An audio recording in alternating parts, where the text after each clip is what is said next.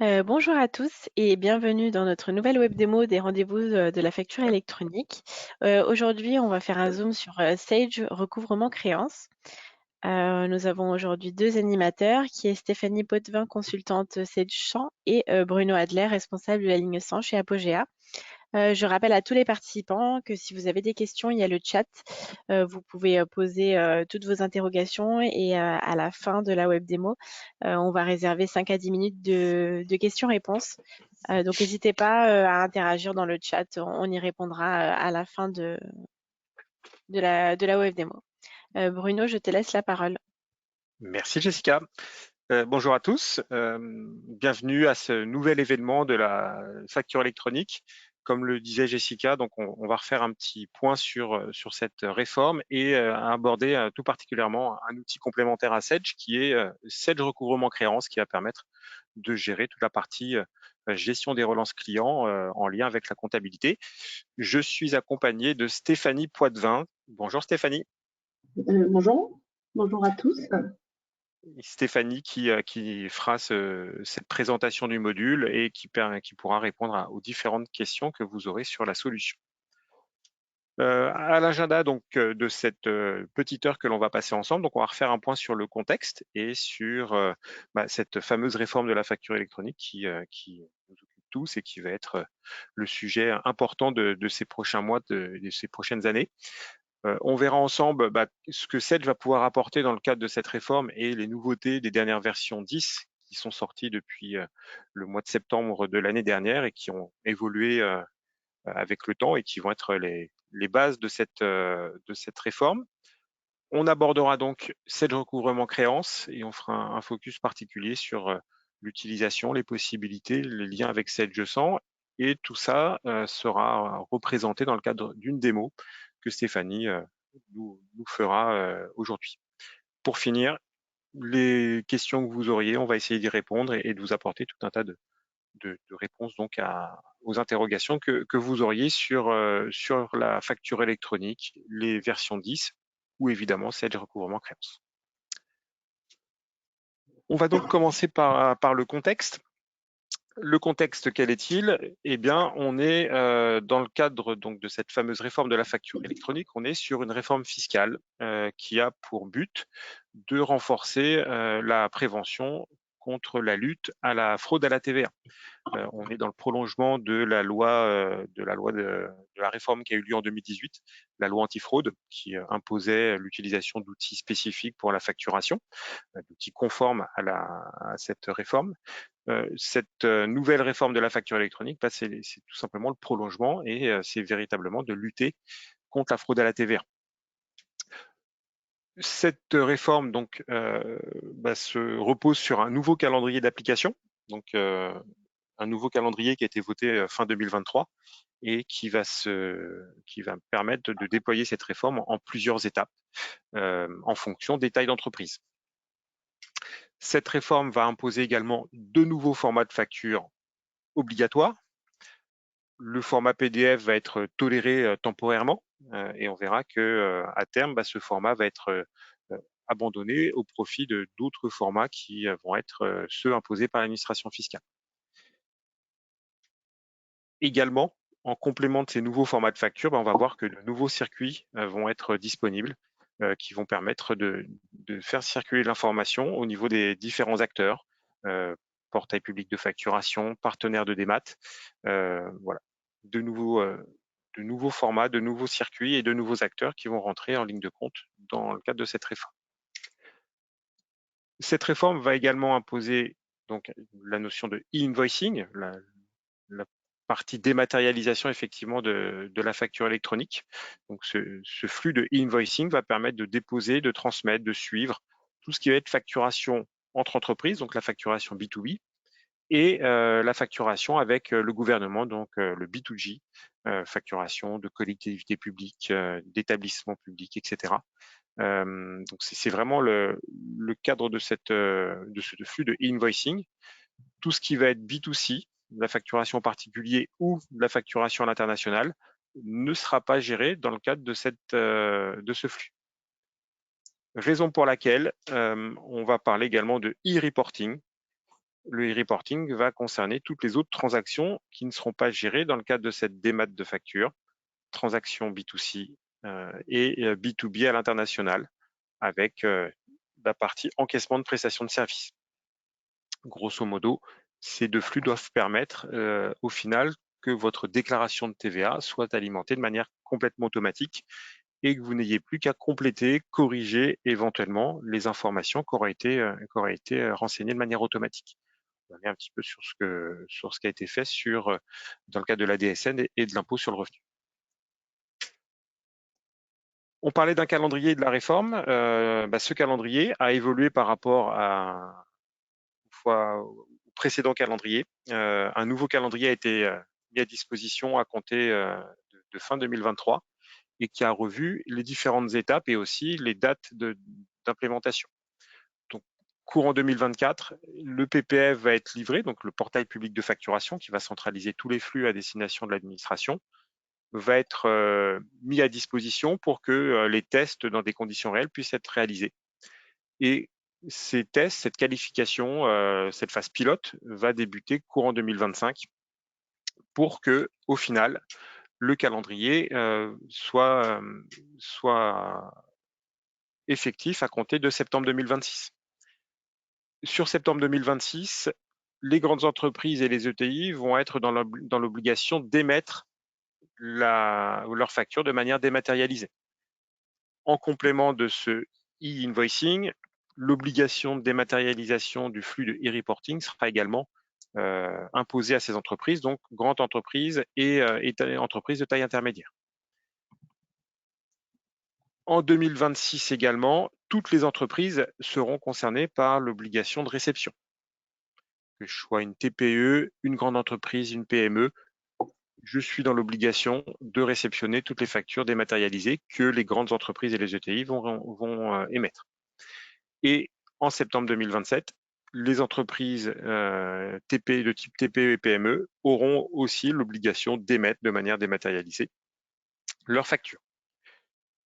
Ce calendrier donc, a été voté en décembre 2023 et a été validé par l'Assemblée nationale. Et donc, on est sur ce calendrier à présent. On parlait tout à l'heure des circuits de la facture électronique. La dématérialisation va intégrer de nouveaux acteurs. On le voit au centre, le PPF, qui va être l'acteur principal et central en lien avec l'administration fiscale.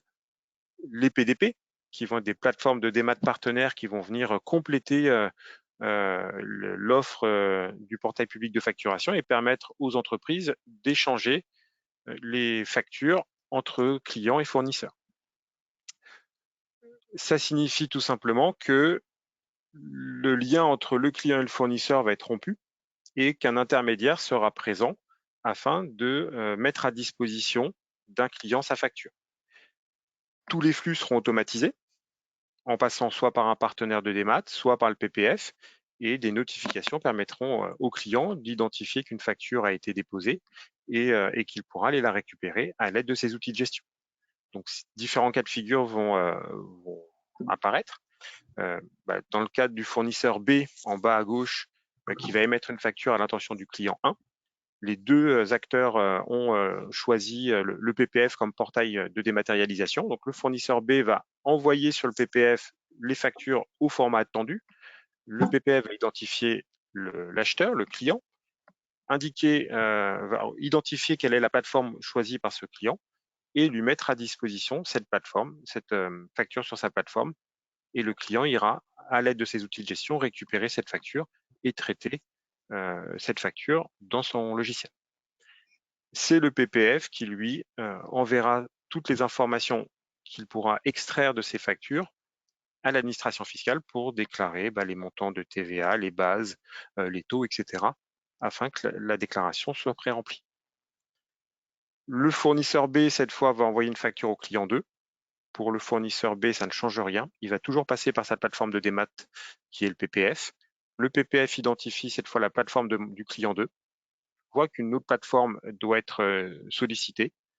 La facture va être déposée sur cette plateforme et le client 2 va venir récupérer sa facture.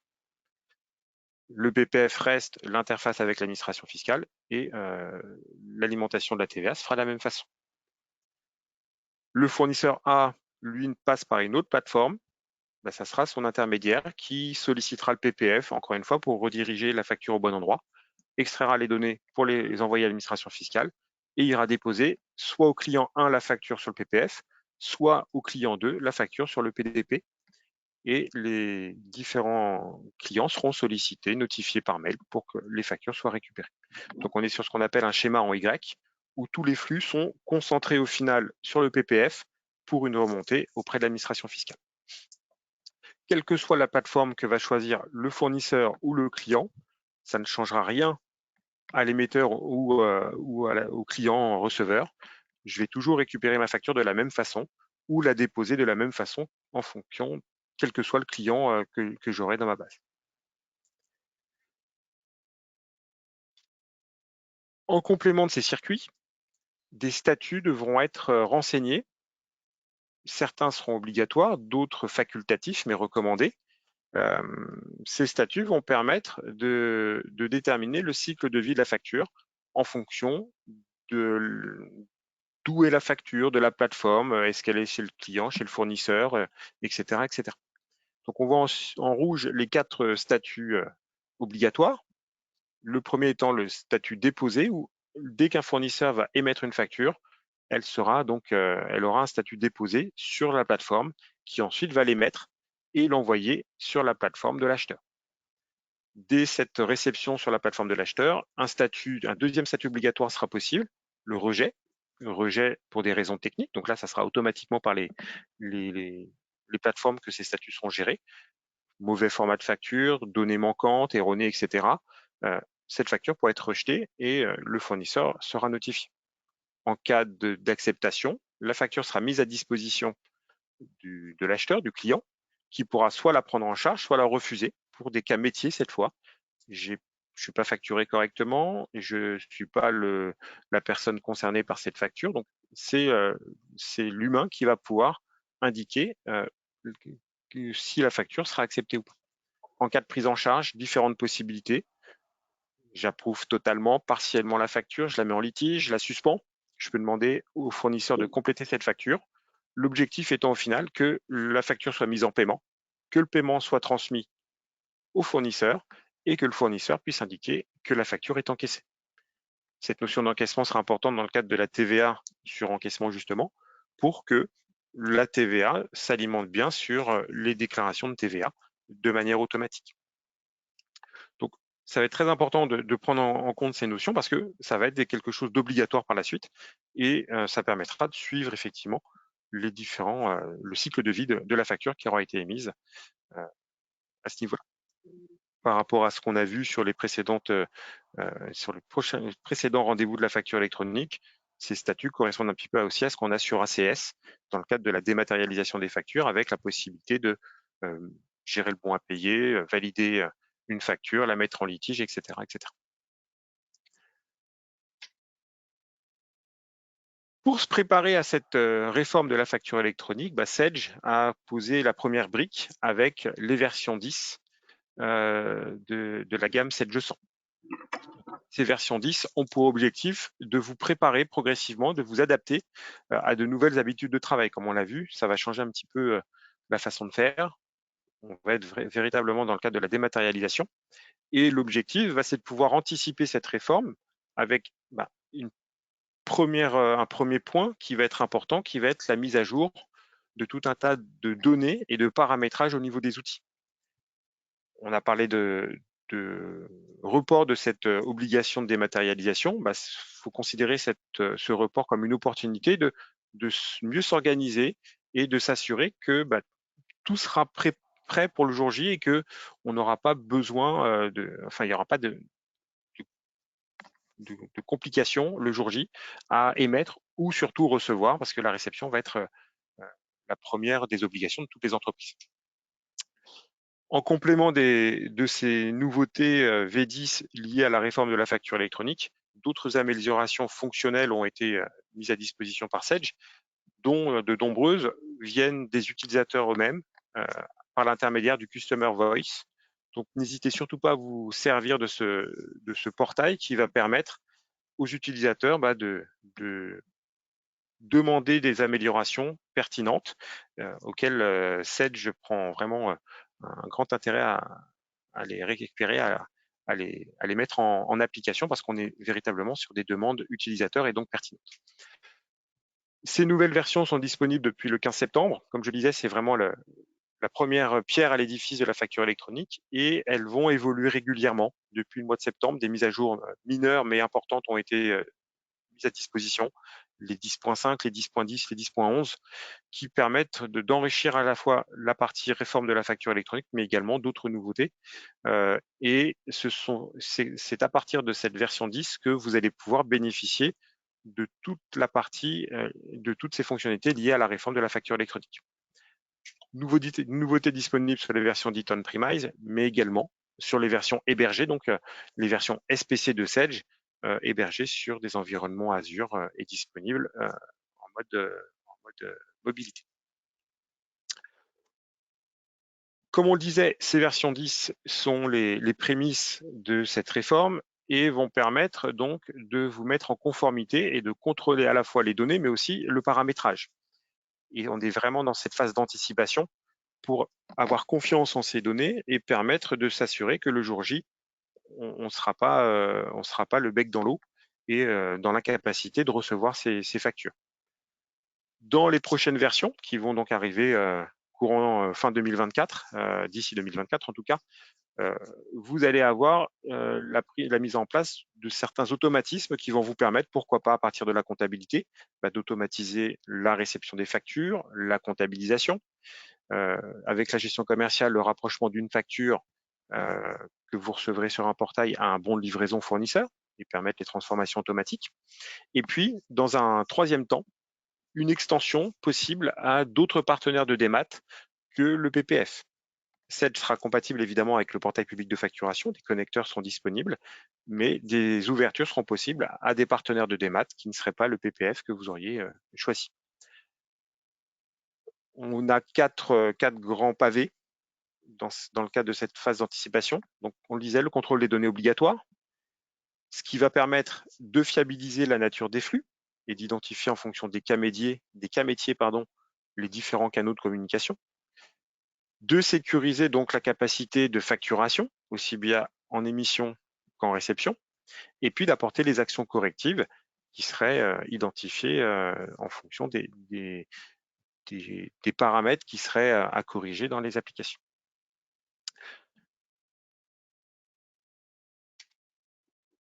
La roadmap de la facture électronique que Sedge a proposée, donc c'est la V10 qui est, encore une fois, je le répète, la version minimale pour pouvoir bénéficier des fonctionnalités en lien avec la réforme de la facture électronique. On va le voir, des outils de mise en conformité sont disponibles avec ces versions. Des nouvelles API sont disponibles également pour faciliter, pour permettre une automatisation des créations de tiers dans l'application. Et puis, tout un tas d'attributs, de nouveaux paramètres sont également disponibles afin de préparer les flux d'informations qui devront être gérés de manière automatique. Des mises à jour depuis début 2024 sont disponibles, des auto-updates qui permettent d'enrichir le fonctionnel, d'enrichir tout un tas de choses. Les prochaines nouveautés seront par exemple la connexion Sedge Network, qui va être chez Sedge véritablement le cœur du système de la facture électronique. La possibilité de se synchroniser avec l'annuaire du PPF, des assistants de déploiement, de réception, d'émission de factures, tout un tas de choses qui vont permettre de commencer à prendre le pas de la facture électronique. Courant 2024 également, on va avoir la possibilité d'exploiter d'autres fonctionnalités. Comme je disais, de la génération automatique d'écriture, du rapprochement de documents dans la gestion commerciale, et puis des ouvertures vers d'autres PDP et la gestion de cas métiers complémentaires qui vont être mis à disposition par Sedge en lien avec l'administration fiscale.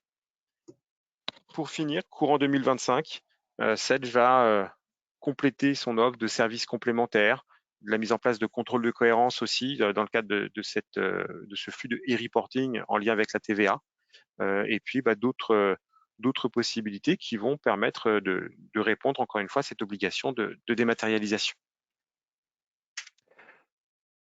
Concernant Sedge, c'est plus un secret. Sedge a pour ambition d'être partenaire de DMAT et donc d'être PDP. La candidature que Sedge a faite a été jugée excellente par l'administration et donc Sedge continue de travailler cette candidature. L'objectif étant maintenant de pouvoir rentrer en phase pilote et d'être un partenaire dans le cadre de cette phase de test qui va permettre à terme de déboucher sur la mise en application de cette réforme de la facture électronique. Si on a quelque chose à retenir d'important, c'est véritablement ces 3 phases. La phase d'anticipation dans laquelle on est actuellement, et depuis quelques mois maintenant, qui va vous permettre véritablement de vous assurer que toutes vos données sont actualisées, à jour, et que le paramétrage est conforme aux obligations de cette réforme de la facture électronique. Ce qui permettra dans un second temps de rentrer dans une phase de test avec tout un tas de possibilités de connexion au service Sedge, le Sedge Network, le PPF, et de permettre d'enrichir les fonctionnalités de Sedge en lien avec cette réforme de la facture électronique. Ce qui va nous permettre à terme de rentrer dans cette phase d'exploitation sereinement. On aura testé que tout est bon, on sera assuré que les données et les paramètres sont conformes. Donc, on va pouvoir, de manière sereine, rentrer en phase réelle. Ce qui veut dire que ce report, c'est véritablement l'opportunité de s'organiser correctement et de s'assurer que les différents flux pourront être gérés à partir de ces outils de gestion. Pour cela, Sedge a permis, avec les versions 10, de commencer à rentrer dans une phase d'anticipation et de préparation des données. Un outil qui va vite être indispensable et qui va évoluer aussi dans le temps en fonction de cette réforme et de la phase dans laquelle on va être. Le Sedge Data Clean and Control va être l'outil permettant, dans un premier temps, de s'assurer que ces paramètres et ces données sont de qualité.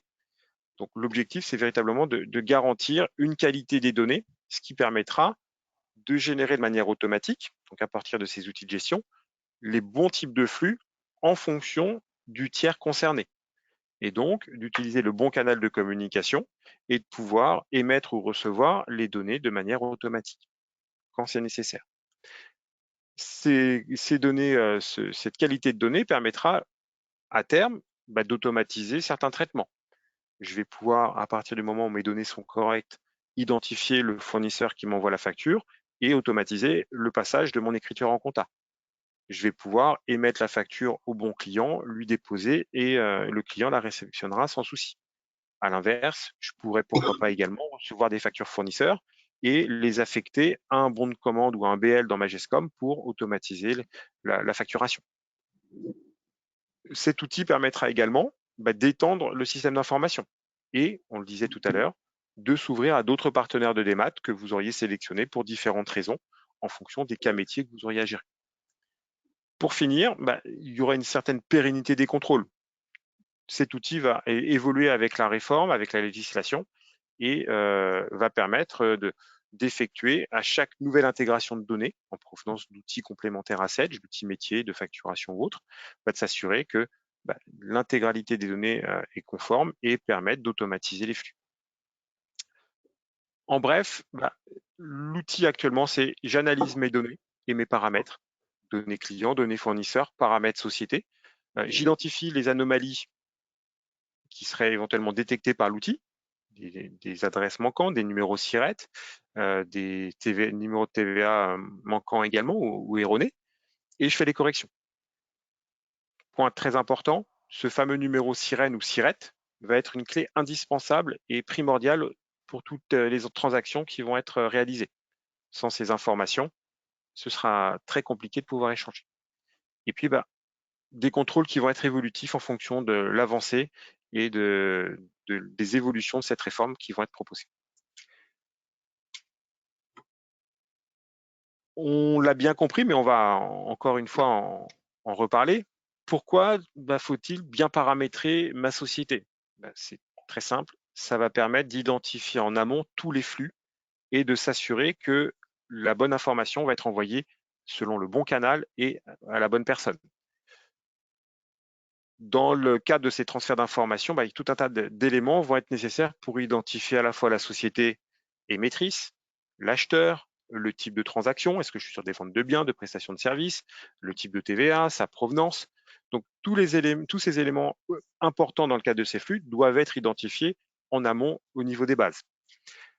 Ça permettra donc d'identifier ce qui va être envoyé au PPF en fonction de l'acheteur, de sa localisation, de son assujettissement. Vous avez ici différents types de flux. En fonction, voilà, je suis une société assujettie à la TVA, je serai dans le cadre d'un flux 2 de type invoicing. J'ai un client ou un fournisseur à l'international, ça sera plus du invoicing mais du e-reporting. Je vais devoir gérer ma facture comme avant, mais en complément, je vais avoir des flux d'informations à remonter à l'administration. Je suis sur du B2C, donc de la facturation à des clients, à des particuliers. Là aussi, je devrais faire un flux spécifique, un flux neuf, mais envoyer à mon client sa facture selon un format traditionnel, papier, mail, etc. Dans ce cadre-là. Donc, d'identifier précisément mon tiers, de m'assurer que mes paramètres société sont conformes, va me permettre de me simplifier la vie et de pouvoir cliquer sur des boutons pour que tous ces flux soient générés de manière automatique. Comment ça se matérialise au niveau de Sage? Vous allez avoir un assistant de contrôle, de mise en conformité qui va vous permettre, comme on le voit ici, d'identifier et de contrôler à la fois les paramètres société, donc les différentes tables nécessaires dans le cadre de ces échanges, et puis toute la partie tiers. Avoir la possibilité d'identifier que un numéro SIRET est manquant, qu'un numéro de TVA est manquant, et puis bien évidemment, c'est pas parce que je renseigne un numéro SIRET que d'autres contrôles ne seront pas effectifs. Est-ce que le numéro SIRET est correct? Est-ce que le numéro de TVA est conforme? Est-ce que j'ai un pays de renseigner? Etc., etc. Donc tout un tas d'éléments permettant déjà d'organiser mes flux. Au niveau des paramètres société également, je vais devoir renseigner différents codes. Des codes de DI sur les pays, les modes de règlement, des mentions d'exonération de TVA. Tous ces éléments qui seront repris dans les différents flux d'informations que vous allez gérer.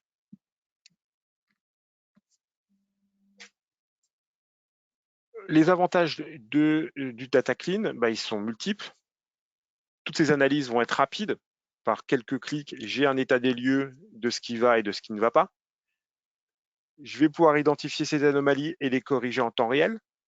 À chaque correction apportée, j'ai une indication que la correction est valide et la prochaine fois, elle disparaîtra de mes listes d'anomalies.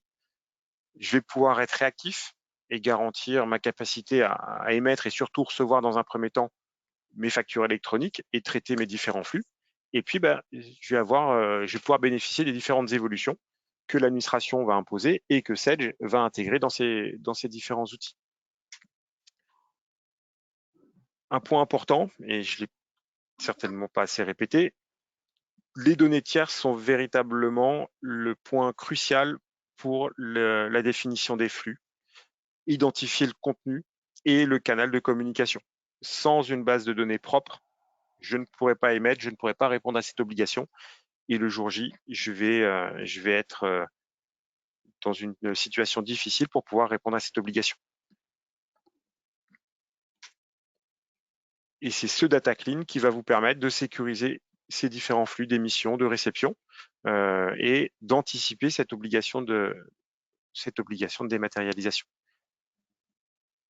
Lorsque vous êtes sur Comptage Escom, ce module est disponible dans les deux solutions et va vous permettre là aussi de faire des contrôles ciblés, soit pour la partie compta, soit pour la partie gestion commerciale.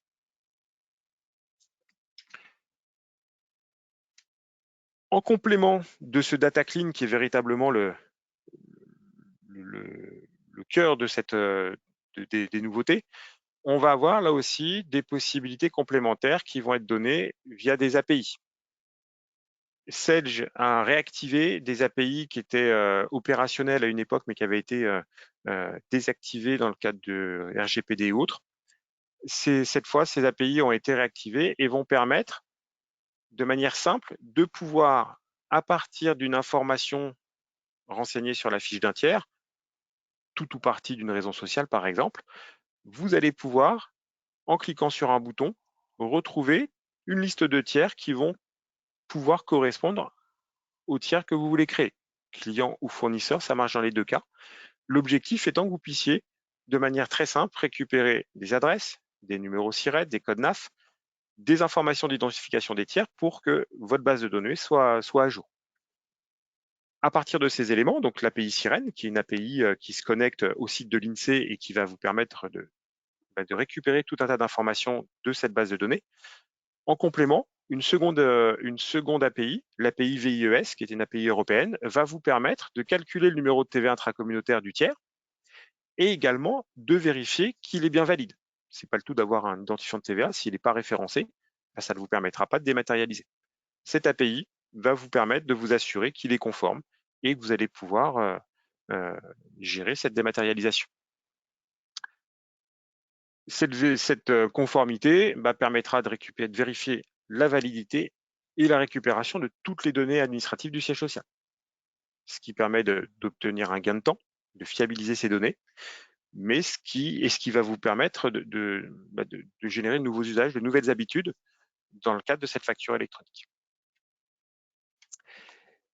Également, en lien avec cette réforme de la facture électronique, Sage a implémenté des nouvelles fonctionnalités, des nouveaux paramètres. On parlait que c'était une réforme liée à la TVA. Vous allez avoir des possibilités d'identification des différents régimes, d'indiquer si vous êtes sur une option de paiement de la TVA sur les débits ou sur les encaissements. Au niveau des tiers, vous allez pouvoir dès à présent commencer à compléter les informations. Est-ce que mon tiers client ou fournisseur est assujetti ou pas à la TVA? S'il n'est pas assujetti, est-ce que c'est un particulier ou un non assujetti? Est-ce qu'il est référencé ou pas en tant qu'entreprise ou en tant qu'établissement public sur le portail public de facturation? Et également, au niveau des différentes tables, vous allez pouvoir identifier si le pays fait partie ou pas de l'Union européenne, est un pays, la France ou autre, et si vous êtes sur des taxations France ou hors France. Là, encore une fois, on est dans l'anticipation et dans la préparation des données pour que les flux d'informations puissent être automatiques. Dans le cadre de cette réforme également, beaucoup d'améliorations ont attrait à la gestion de la TVA. Sage permet d'automatiser le calcul de la TVA, qu'elle soit sur les encaissements ou les débits. Sage a optimisé certains fonctionnements et en lien principalement avec le registre de taxes. Un délettrage qui va être plus performant avec des suppressions de registres pour pouvoir régénérer des lettrages et régénérer des registres propres. Dans le cadre d'import d'écriture au format paramétrable, vous étiez obligé de lancer un second processus qui maintenant sera couplé automatiquement et que vous n'aurez pas besoin de lancer dans un second temps.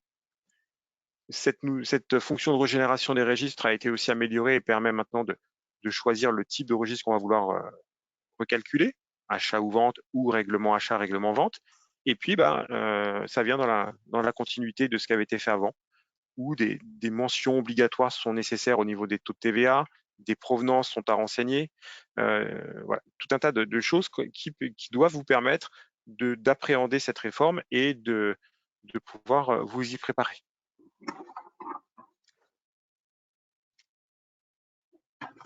Côté GESCOM, certaines possibilités aussi ont été données. Donc, depuis les versions neuves, vous avez la capacité à émettre des formats de facture au format FactureX, donc l'un des formats obligatoires de l'administration.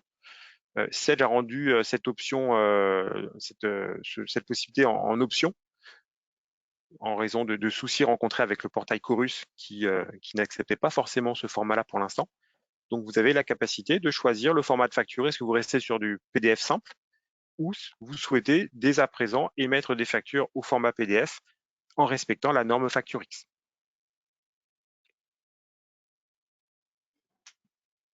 Si on fait un petit focus justement sur l'univers Sage, parce qu'on parle principalement de compta de GESCOM, on est véritablement sur le cœur de l'offre Sage. Tout autour de ce cœur, donc de compta GESCOM, et j'y pourrais même rajouter gestion de production qui est nativement interfacée avec la GESCOM, vous allez retrouver des modules complémentaires qui vont venir vous proposer des différentes possibilités. On a vu sur de précédents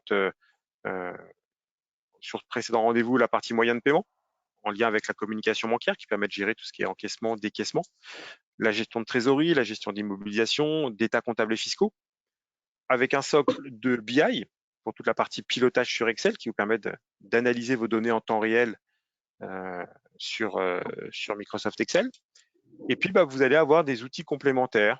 On va le voir, Sage recouvrement créance ou Sage automatisation comptable, qui vont venir aussi vous proposer des services d'automatisation et de traitement en masse d'informations. Tous ces différents modules sont évidemment nativement interfacés avec la comptabilité, que ce soit dans un sens ou dans l'autre. Tous ces modules vont travailler main dans la main. On le disait, on va faire un focus particulier aujourd'hui sur Sage recouvrement créance. Donc, le module chez Sage qui va vous permettre de rentrer dans un processus de recouvrement beaucoup plus poussé, beaucoup plus automatique, en masse, et vous permettre de répondre à certains besoins. Pourquoi Sage recouvrement créance ? Le constat est simple, c'est que à présent, la priorité pour les entreprises, c'est de se faire payer ses factures, et qui plus est dans les meilleurs délais. C'est comme c'est indiqué, facturer c'est bien, mais c'est pas le tout. Il faut pouvoir se faire payer.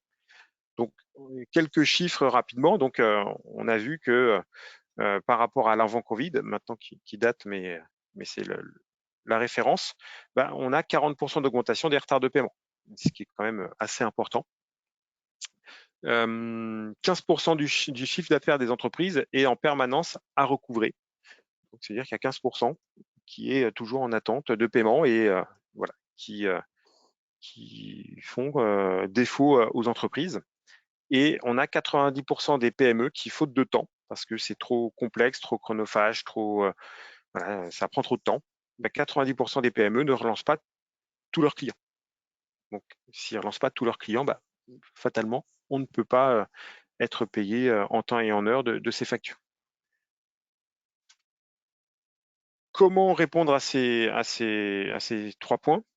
Avec un outil de recouvrement qui va vous permettre d'automatiser votre processus de relance. Donc, on est sur un logiciel SaaS, intuitif, simple, efficace, et qui va vous permettre de prendre en main votre gestion de la relance. Et la promesse de valeur, c'est de réduire de 50% le temps passé sur la relance client. Donc, déjà, dans un premier temps, de passer beaucoup moins de temps. Et puis, de réduire également l'encours. Là aussi, de 50%. Ce qui vous permet d'avoir un retour sur investissement très rapide. L'outil est nativement interfacé avec la comptabilité 7G100, donc pas de double saisie, pas d'informations à saisir d'un côté ou de l'autre. On est en synchronisation automatique. Et l'outil étant un outil SaaS, uniquement besoin de se connecter à partir d'un navigateur de n'importe où. Vous êtes sur Edge, sur Firefox, sur Mac, vous l'utilisez à partir de Safari. Donc, pas de problématique d'accès sur l'outil. Qu'est-ce que c'est le recouvrement créance ? Tout simplement, c'est une solution qui va être évolutive, efficace, intuitive, simple à utiliser et surtout rapide à mettre en place. Vous n'êtes pas sur un projet qui va vous prendre des dizaines de jours. L'interface avec Sage est automatique. On rapatrie toutes ces données et derrière, on va les exploiter dans des écrans simples et préconçus. Vous allez gagner en visibilité sur toute la partie gestion de l'encours avec des visions claires, des encours clients en globalité, individuellement, etc. Vous allez pouvoir vous faire payer plus facilement. Limiter le temps à suivre et à gérer la relance, diminuer les retards de paiement et diminuer également fortement les contentieux avec une prévenance des échéances qui vont venir.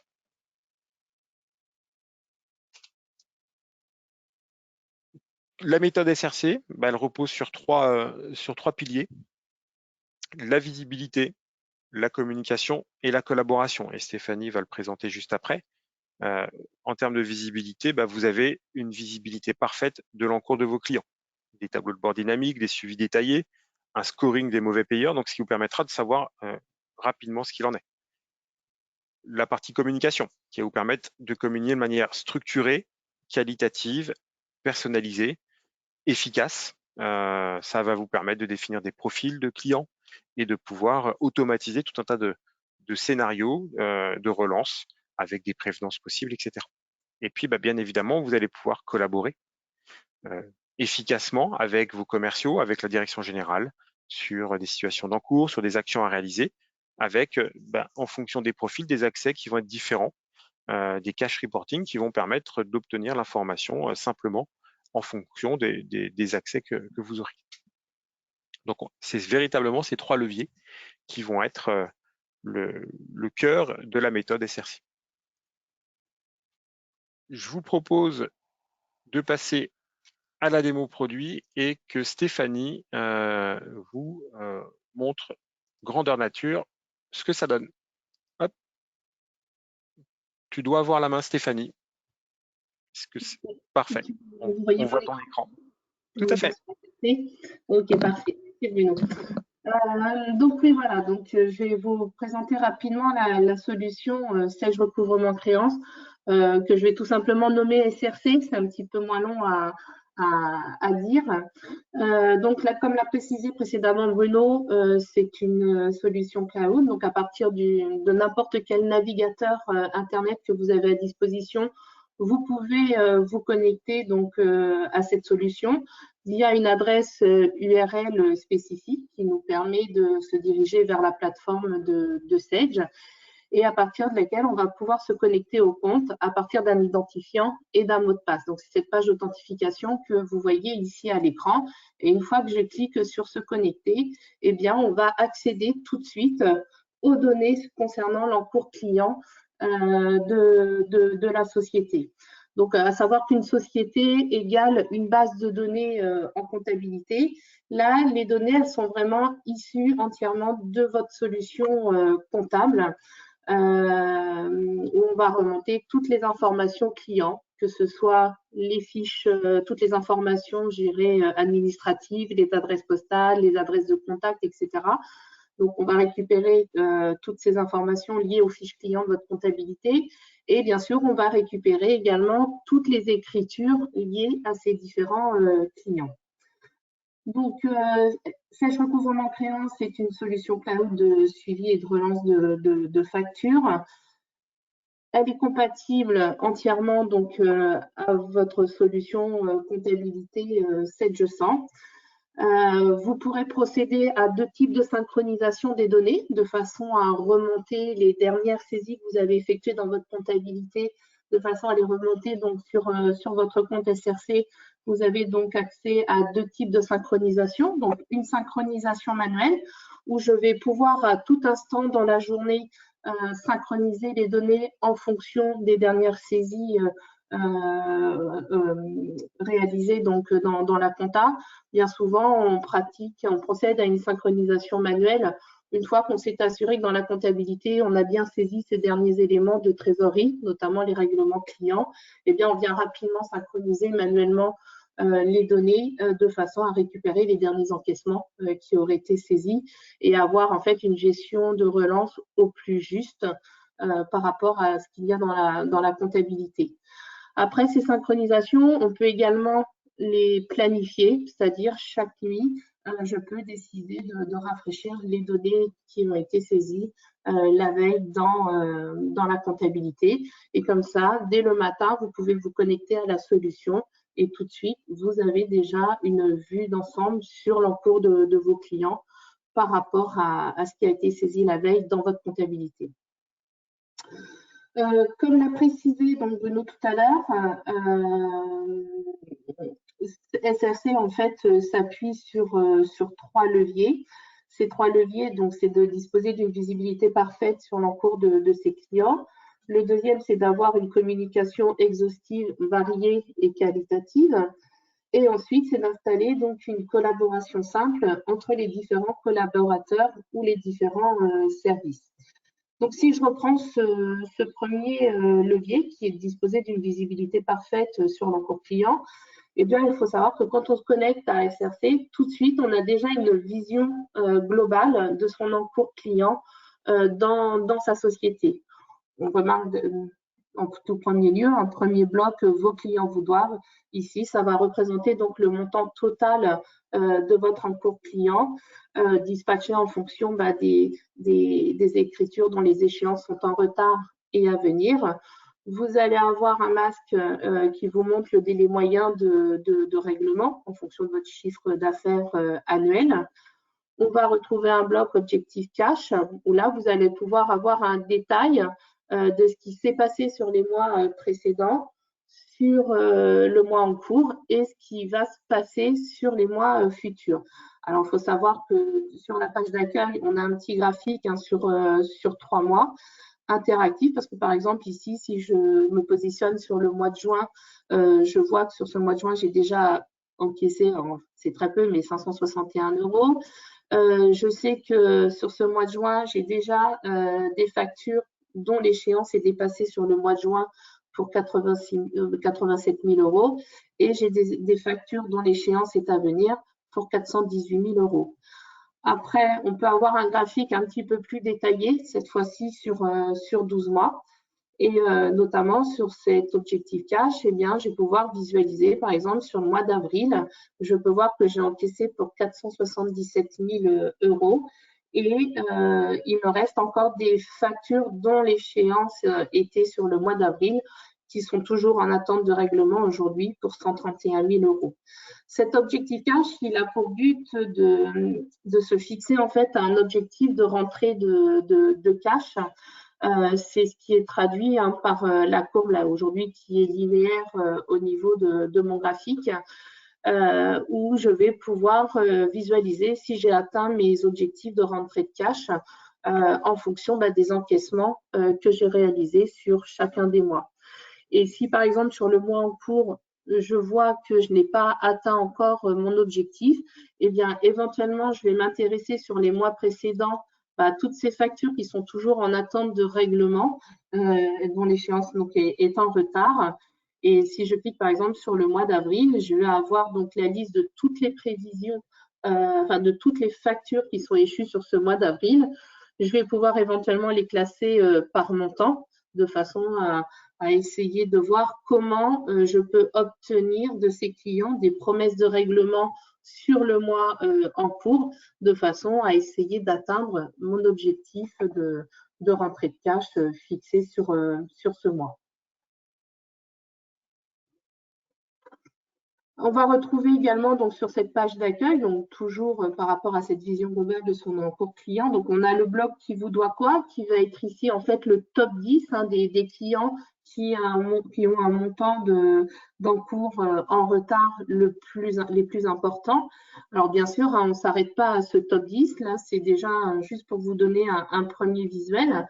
On peut cliquer ici sur voir en détail et cette fois-ci on aura la vue détaillée de chacun de qui va lister chacun de vos clients et le montant total de leur encours, aussi bien par rapport aux échéances en retard ou aussi bien pour les échéances à venir. Donc ça ressemble grandement à ce qu'on peut avoir dans un état de balance âgée avec quelques indications en plus de ce que vous auriez dans la comptabilité. Notamment, on va pouvoir visualiser pour chacun de ces clients les niveaux de relance atteints et quelles sont les dates de dernière action qui ont été menées auprès de chacun de ces clients. Alors après, une fois qu'on a cette vision globale de l'encours client, eh bien sûr, je vais pouvoir aller interroger en fait chaque fiche de ces clients pour voir exactement, avoir un peu plus de détails sur ce client, notamment en termes de situation de compte, où je vais avoir cette fois-ci le détail jusqu'à l'écriture qu'on a remonté depuis la comptabilité. Et cette fois-ci, je vais avoir le détail des niveaux de relance de chacune des pièces. Et encore plus, avoir le détail des actions qui ont été menées sur ce client. Là, notamment, par exemple, sur ce client Perron, eh bien, je vois qu'il y a eu 2 actions qui ont été faites. La dernière étant réalisée aujourd'hui. Et en cliquant ici sur 2 fois, eh bien, je vais pouvoir aller consulter l'historique de ces activités qui ont été envoyées au client. Si je reviens sur cette page d'accueil, Bruno vous a parlé tout à l'heure d'un scoring. Donc, ce scoring ici, il est traduit sous forme d'étoiles. Plus le client aura un scoring avec des étoiles remplies, par exemple 5 étoiles remplies, on considérera que ce client est considéré comme bon payeur. Moins il a d'étoiles, plus il sera considéré comme mauvais payeur. Toujours ce scoring sur ce top 10, donc on retrouve également donc, le niveau de relance le plus élevé parmi toutes les écritures en attente de règlement, avec également donc la date de la dernière action réalisée. Et puis on va retrouver le montant d'encours des échéances en retard et le montant d'encours des échéances à venir. On va tout de suite voir aussi qu'est-ce que me propose SRC des relances à réaliser. Notamment, alors il faut savoir que bien sûr, hein, pour que l'automate puisse me proposer des tâches à réaliser à chaque fois que je me connecte à la solution, eh bien, je vais en amont programmer, configurer ce qu'on appelle des scénarios de relance. En fonction en fait d'une certaine typologie de clients, eh bien, vous allez pouvoir affecter un process de relance, puisque aujourd'hui, suivant la typologie de client, on ne relance pas tous les clients forcément de la même façon. Eh bien, je vais pouvoir aller configurer ce qu'on appelle les scénarios dans SRC. Et en fonction de chaque profil client, je vais pouvoir leur affecter un process de relance type.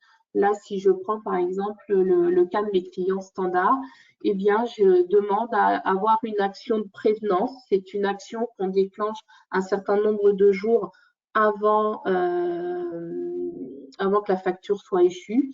Là, entre autres, c'est 8 jours. Eh bien, je déclenche une action de prévenance pour prévenir mon client qu'une facture arrive bientôt à échéance. Et donc, je lui demande voilà, de régler au plus vite cette facture. Je vais pouvoir mettre en place jusqu'à 5 niveaux de relance. Alors, à chaque fois, j'ai des types de médias différents que je peux associer à chaque étape de relance, à savoir qu'il y a 4 types de médias possibles. L'email, le téléphone, on a les courriers et on a une action autre média. Si vous décidez à un moment donné d'envoyer un SMS à votre client, ça peut arriver, on peut enregistrer ce SMS par exemple. Enfin, on va mettre le commentaire de ce SMS dans l'historisation des activités du client. Et notamment pour les médias email ou voie postale, on va pouvoir associer en fait des modèles spécifiques en fonction du niveau de relance et en fonction du type de client. Ce qui fait que si SRC me propose de réaliser 17 actions par email en niveau de relance 1, il sait automatiquement quel est ce modèle qu'il doit utiliser. Chaque modèle, de toute façon, est personnalisable à votre convenance. Par exemple, ici, si je prends pour les clients standards le modèle numéro 1, j'ai accès à sa configuration en saisissant donc l'objet du mail et en saisissant donc le contenu du mail en fonction du niveau de relance que je veux relancer. Donc tout ça, c'est personnalisable, y compris la signature de mail où on peut imposer la signature de mail que vous utilisez aujourd'hui dans votre solution Outlook. Toujours en termes de vision globale, alors il faut savoir qu'on a à droite de cette page d'accueil ce qu'on appelle une échelle temporelle, où notamment pour peut-être les clients les plus mauvais payeurs, vous allez vouloir avoir tout de suite un aperçu de ce qui s'est passé sur chacun de ces clients. Et bien pour ces clients, en fait, on va pouvoir activer ce qu'on appelle le suivi particulier. Donc, c'est le petit drapeau qu'on retrouve ici. Et à partir du moment où j'ai des clients qui ont ce petit drapeau, et bien dans cette échelle temporelle, je vais pouvoir visualiser ce qui va se passer dans moins de 30 jours, notamment pour ce premier client. Je vois que j'ai une facture qui arrive à échéance à partir du 23 juin. Donc ça, c'est pour avoir un meilleur suivi sur quelques clients sur lequel vous voulez prêter prêter une attention particulière. Donc là, on voit qu'on a cette vision globale de l'encours. Comme je vous ai dit tout à l'heure, donc on peut avoir cette vision de l'encours directement dans la fiche du client. Donc notamment ici, on va pouvoir visualiser donc la somme due de ce client, le montant de ses factures dont l'échéance est en retard à venir. On va pouvoir voir aussi le total des encaissements reçus de ce client sous les 90 derniers jours. Autre chose intéressante aussi, si vous avez plusieurs bases de données comptables, on va pouvoir créer donc à partir de ces bases de données plusieurs comptes SRC. Donc on pourra, pour un même utilisateur, lui associer différents comptes. Et notamment si vous avez des clients qui sont présents dans vos différentes sociétés, eh bien ici vous allez pouvoir avoir la liste des encours de ce client dans toutes les sociétés auxquelles est rattaché l'utilisateur qui est connecté. On va retrouver tout ce qui est information administrative, donc l'adresse postale, les adresses des différents contacts de ce client et le commercial qui est rattaché dans sa fiche. On va retrouver donc un bloc activité où on va pouvoir visualiser tout de suite le niveau de relance le plus élevé parmi toutes les pièces qui ont été relancées de ce client. Et puis, on va pouvoir suivre au fur et à mesure, donc en effet, toutes les actions qui ont été menées. Tout à l'heure, je vous l'ai fait voir, on peut aller voir les historiques de ces clients. Là, ici, on va retrouver en fait l'historique des clients pour lesquels les factures sont toujours en attente de règlement. Mais une fois que celles-ci sont lettrées, ces actions-là, elles ne vont pas disparaître. On pourra toujours visualiser l'historique complet des activités qui ont été menées auprès de ce client. Donc, pareil, toujours sur la fiche du client, on retrouve donc la situation de compte avec, par défaut, en affichage, on va retrouver la liste de toutes les écritures non lettrées, donc celles qui sont en attente de règlement. Vous pourrez toujours consulter l'historique des écritures qui sont lettrées depuis. Ça permet parfois d'aller visualiser quel a été le comportement de paiement d'une facture précédente. Ça permet aussi de comprendre un petit peu mieux la situation du client. Et on a la possibilité depuis quelques mois de pouvoir visualiser en fait les factures associées à chacune des pièces. Donc, c'est les factures au format PDF que vous avez pu générer. Et là, on nous a ouvert ce qu'on appelle, sans rentrer dans la technique, on nous a ouvert une API à partir duquel on a pu nous développer, enfin un projet a pu développer un petit automate qui va permettre éventuellement de faire le lien entre la facture que vous voyez ici et le fichier PDF de cette facture que vous avez stocké dans un répertoire qu'on aura défini. Donc, la personne qui est connectée sur SRC va pouvoir consulter la facture au format PDF, mais cette facture, elle va pouvoir être communiquée au client au moment où vous allez envoyer la lettre de relance par email. Ce client, il aura un bouton qui permettra d'aller rechercher les factures qui auront été remontées sur la plateforme. Donc, par rapport à ce deuxième levier, donc, on a vu tout à l'heure quand je vous ai fait voir sur la page d'accueil le nombre de relances que nous proposait de réaliser l'automate. Donc là, on va parler de ce deuxième levier de communication. Donc, pour revenir sur cette page d'accueil, là ici, je vois que l'automate SRC me propose de réaliser aujourd'hui 17 appels téléphoniques, l'envoi de 2 courriers et l'envoi de 83 emails.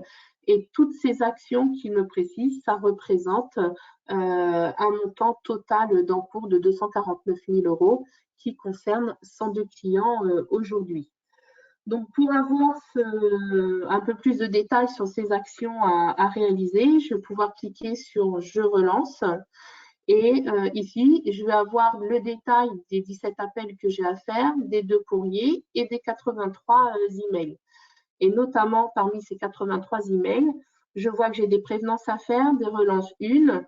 On a aussi des étapes de remerciement dans le cas où vous voulez envoyer un petit mail au client comme quoi vous avez bien reçu leur dernier règlement. C'était surtout une étape avant qui était utilisée pour les envois, parce qu'il y avait encore beaucoup d'envois de chèques par courrier, donc ça permettait de rassurer le client comme quoi vous aviez bien reçu le chèque.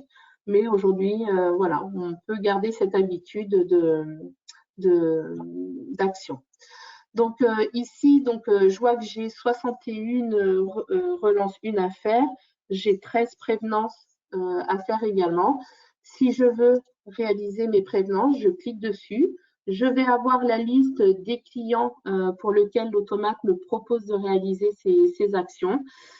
Je peux éventuellement consulter qu'est-ce qu'il me propose de relancer pour ces clients. Donc là, notamment pour le premier client, pour la prévenance à réaliser, il me propose d'afficher donc le montant de facture.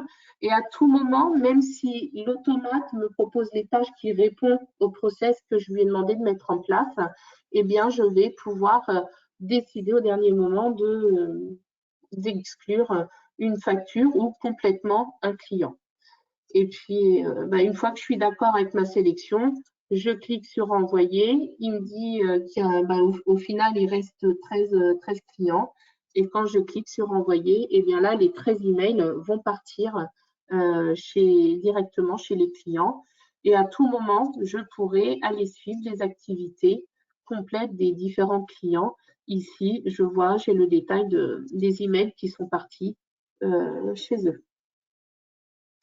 Vous pourrez même suivre à partir de ce tableau des activités, notamment pour les envois par email, parce que c'est toujours la question qu'on se pose si l'email est bien parti ou non. Eh bien, chaque email ici a un statut. Et donc là, pour l'instant, ils ont le statut envoyé. Ça veut dire que les emails sont bien arrivés sur le domaine de votre client. Mais l'email, pour l'instant, on ne sait pas s'il a été lu ou non. Donc, à partir du moment où votre client ouvrira ce mail, eh bien, il y aura un retour vers la plateforme de Sage qui indiquera que le mail a été lu par le destinataire et ça passera avec un point vert, avec un statut ouvert.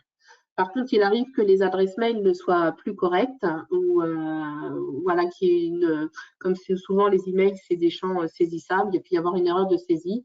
Si le mail n'a pas pu être remis, vous aurez un point rouge avec le mot erreur.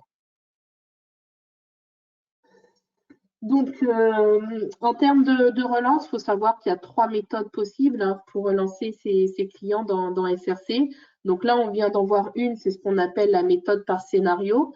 Donc là, j'envoie de manière groupée, enfin, je réalise de manière groupée les différentes relances vers mes clients. Après, il y a ce qu'on appelle la méthode individuelle. Donc là, ça veut dire que je vais partir de la fiche du client et c'est moi qui vais sélectionner la relance que je souhaite faire pour ce client et ensuite je pourrai décider si cette relance je veux l'envoyer par email, par courrier, téléphone ou autre média. Il y a une dernière relance ou une dernière méthode où on a agir par critère. Là, je vais pouvoir relancer mes clients en fonction d'un critère particulier. Par exemple, aujourd'hui, j'ai envie d'envoyer, de relancer tous mes clients qui ont déjà atteint une relance de niveau 5. Sachez que la solution, donc là, le compte sur lequel je suis est paramétré avec des factures qui n'ont que des montants en euros. Sachez que si vous avez des clients que vous gérez en devise, vous pourrez déjà dans les fiches clients faire apparaître les montants en devise. Par exemple ici, en se positionnant sur l'affichage en devise. Voilà, je n'ai pas de devise pour ce client, mais je pourrais avoir les montants en dollars, par exemple. Et sachez que les relances, vous pourrez également les envoyer dans la devise du client. En ce qui concerne la collaboration, donc c'est vrai comment communiquer tout ce qu'on sait, tout ce qui a été fait par rapport à cet encours client. Eh bien, il faut savoir que chaque rapport qui sont visibles dans la solution, donc là, j'ai le rapport sur tous les encaissements que j'ai reçus. Il faut savoir que quand vous téléphonez, par exemple, à un client, vous pouvez avoir des promesses de règlement. Donc, tout ça, c'est quelque chose que vous allez pouvoir stocker comme information sur les fiches. Et chaque rapport que vous allez mettre en place, pour lequel vous allez souhaiter communiquer à d'autres personnes, eh bien, chaque rapport sont exportables sur Excel ou au format CSV si à côté de ça, vous avez des solutions de BI qui permettent de retraiter les informations et se créer soi-même ces tableaux. On va pouvoir gérer également donc tout ce qui est litige client. Quand on a un litige avec un client, je vais pouvoir préciser si je suis en litige avec ce client, en précisant, donc en mettant oui à litige, et éventuellement je vais pouvoir préciser quel type de litige je rencontre à ce client, lui mettant le motif. Et automatiquement, tout ça, ça s'actualise et je le verrai apparaître automatiquement dans le rapport des clients en litige. Il y a aussi en termes de collaboration, en fonction des utilisateurs, puisqu'on peut avoir un ou X utilisateurs qui peuvent se connecter simultanément donc, sur le même compte SRC. Chaque collaborateur aura la possibilité aussi de recevoir ce qu'on appelle le cache reporting. Le cache reporting, c'est un petit mail récapitulatif qui est envoyé chaque matin à l'adresse mail de l'utilisateur. Et en gros, vous aurez le récapitulatif de ce que vous avez sur la page d'accueil avec ce bloc « Vos clients vous doivent ». Vous aurez les informations, notamment des dernières relances qui ont été effectuées, les derniers clients que vous avez mis en litige, les dernières promesses de règlement que vous avez saisies. Et surtout un rapport d'erreur, des envois d'emails que vous avez envoyés sur une semaine, et notamment ce rapport d'erreur, vous listez en fait toutes les adresses mail pour lesquelles les relances n'ont pas pu être remises au destinataire. Il faut savoir aussi, donc, comme je vous ai indiqué tout à l'heure, on peut avoir X utilisateurs qui se connectent au même compte. Il y a 3 degrés de droit. Donc, le droit administrateur, là, la personne aura accès à l'intégralité de la solution, pourra relancer, pourra configurer le compte, notamment pour personnaliser ses process de relance ou ses modèles. Pourra donc relancer, aura accès aux différents états. Il y a le droit utilisateur, donc à la différence de l'administrateur, l'utilisateur ne pourra pas venir modifier quoi que ce soit dans le paramétrage des scénarios et des modèles. Et il y a aussi un mode consultation où là, les utilisateurs pourront se connecter, visualiseront donc cette page d'accueil, auront accès à tous les rapports présents dans la solution, et par contre n'auront pas du tout accès aux différentes méthodes de relance. Là, c'est juste de la consultation qu'on fait. Bien souvent, on donne ce pouvoir de consultation aux différents commerciaux.